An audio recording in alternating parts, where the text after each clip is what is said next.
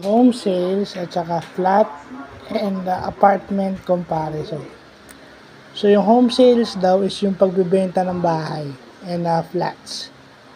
So ano yung flat? Okay, yung flat is term ng mga taga UK. Pag sinabi mong apartment, term ng mga taga US. So ibig sabihin, pag nasa UK territory ka, ibig sabihin Canada, Australia, and yung other territories ng UK o United Kingdom, flat ang tawag. Pero pag nasa US ka, apartment ang tawag. So yun yung parte ng bahay na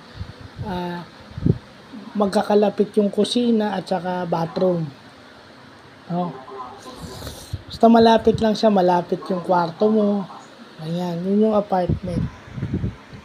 So, yun yung magandang natututunan natin. Pati yun, alam natin. Lalo na pag may nakakausap tayo, nagbebenta ng bahay o real estate agent o yung parang house agent o nagbebenta ng bahay, malalaman natin yan na sila ay nag-home sales pag sila ay kumakausap sa mga taong gaya nyo. So,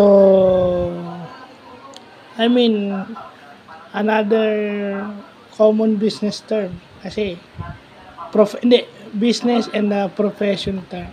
So, yun lang po.